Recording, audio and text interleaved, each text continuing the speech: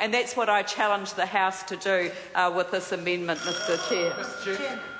The Honourable Mary Ann Street. Thank you, Mr Chairman. I rise also to speak in favour of this additional Part 2A, a new Part 2A proposed by Hone Harawira, requiring a review of ages for sale and purchase of alcohol being written into the legislation and specifying a 5-year period at the end of which the provisions around the age of sale and purchase should be reviewed. Mr Chairman, I think this is a very sensible measure, not just because I lost on both of the votes that we took on the age. I voted in the first instance for a split age and in the second instance for the age to be raised to 20. And the reasons I did that were purely and simply health grounds and purely and simply because the work of the Law Commission was based on evidence which came before it.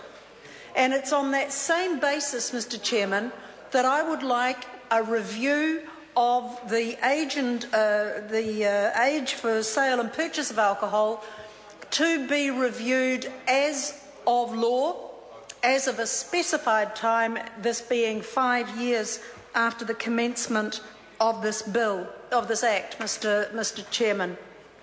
It seems to me that with this particularly sensitive piece of what is social legislation, many parts of which have traditionally been subjected to a conscience vote, that it is imperative that this House revisit its decisions on this legislation at regular intervals. Hone Harawira has said 5 years. I'll support that because, Mr Chairman, we will arrive after a couple of days of debate at a piece of legislation which will set down the law surrounding the availability, the promotion, the sale and purchase of alcohol. I do not believe that our social circumstances will remain the same in 5 years' time as they are now. In other words, we have waited 12 years for this opportunity to come to this House, and it has been a long time coming, and I am disappointed in many of the provisions in the legislation as it appears now. There is much that I will support because it's an improvement on what we've got, but that's not the highest accolade I could wish for in a piece of legislation of this sort. Mr Chairman, in 5 years' time, we will be able to assess the extent to which the alcohol industry, the hospitality industry, and everybody associated with it has been able to find ways around the laws that we are about to pass. Now, while I am disappointed about some of the provisions that are in the legislation, particularly around advertising and promotion and so on, and there are amendments, SOPs, to address some of those, which I do support, the fact remains, Mr Chairman, that in 5 years' time we will be in a better place to know whether or not the hospitality industry and all of those industrial giants who benefit from as light-handed a regulatory approach to this issue as possible have been able to find ways of subverting it. In other words, are there new products on the market? Clearly there are new products on the market now targeted at young people that were not present the last time liquor laws were promulgated by this Parliament. There are new approaches to advertising. There are new risks and dangers attaching to new products, and we need to have the chance to revisit the age of sale and purchase on the basis of contemporary evidence. And it's for that reason, Mr Chairman, that I would support Hone Harawira's new Part 2A which would seek to embed a 5-year review period into this legislation. Mr. Speaker, one of the things that is particularly, Mr. Chairman, Mr. Chairman, sorry, I meant Mr. Chairman before. Thank you, Mr. Chairman. One of the things that I think is of real concern is the area of health promotion. And I do agree with my colleague who has just resumed her seat that health promotion has taken a tumble under this government.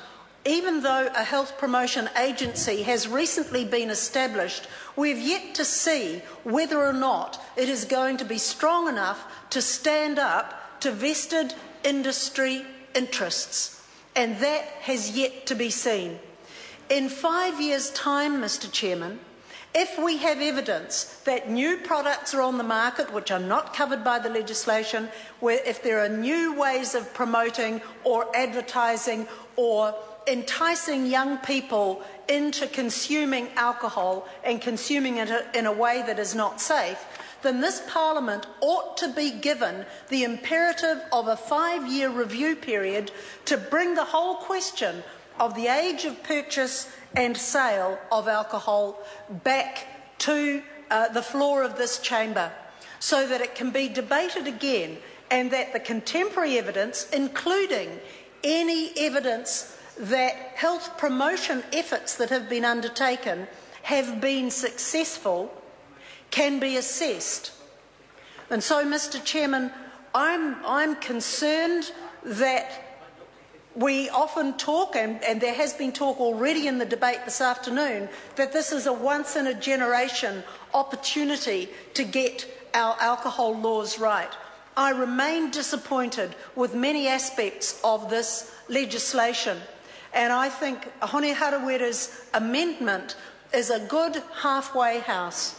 That this is, perhaps that's not the most appropriate expression either, however, in the context of this debate. However, this does seem to be a good compromise measure, Mr. Chairman, that would compel this House to review the age of sale and purchase again on the basis of contemporary current evidence and on the basis of whether or not we know that any health promotion and health education messages are in fact working for our young people. Mr. Chairman, this is an issue of concern. This is an issue that many out in the general public feel this House has got wrong. And I think it is incumbent upon this House to put in place a point at which there must be a review. Hone Harawira's amendment seeks to do this, and for that reason, Mr. Chairman, I support it. Mr. Chair. The Honourable Judith Collins. Mr. Chair, thank you for the opportunity to speak in relation to this SOP that Hone Harawira has put up. I have